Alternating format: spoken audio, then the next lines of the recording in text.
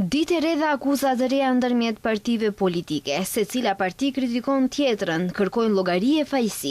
VMRO akuzon kryetarin e LSDM-s se është bashkëpunëtor i autoriteteve bullgare. Filipçe është bashkëpunëtori drejt për drejt i Bullgarisë në Maqedoni, ndërmjet misioneve bullgare të ministres e Petrova Çamova. I dërguari special bullgar në Maqedoni, Venko Filipçe, është i vetmi që kërkon përfshirjen e bullgarëve në kushtetutë pa garanci se ky është hapi i fundit drejt antarësimit në BE. Në grupit po zvarritet dhe ai ende nuk po përballet me epilog institucional. Partia në pushtet kërkon përgjigje dhe veprim, sipas tyre rasti grupi nuk guxon të përfundojë në sirtar.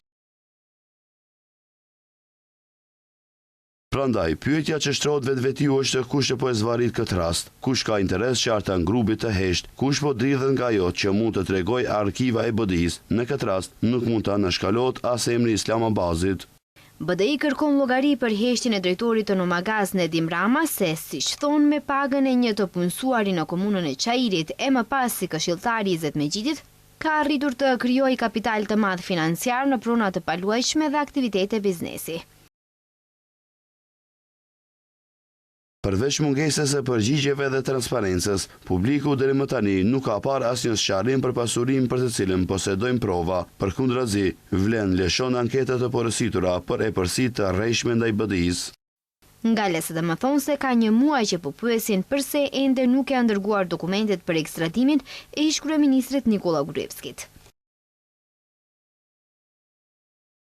Ai dërguan në Christian Miskovski dhe Igor Filkov dokumentet e ekstradimit për Nikola Gruevskin, pse po shmangin një pyetje kaq të thjeshtë, për të cilën qytetarët nuk kanë marrë përgjigje prej muajsh për kriminalin më të famshëm maqedonas, ndoshta sepse Miskovski nuk dëshiron që Gruevski të kthehet, sepse e di se kjo do të kërcënonte drejt për drejt pozicionin e tij në VMRO.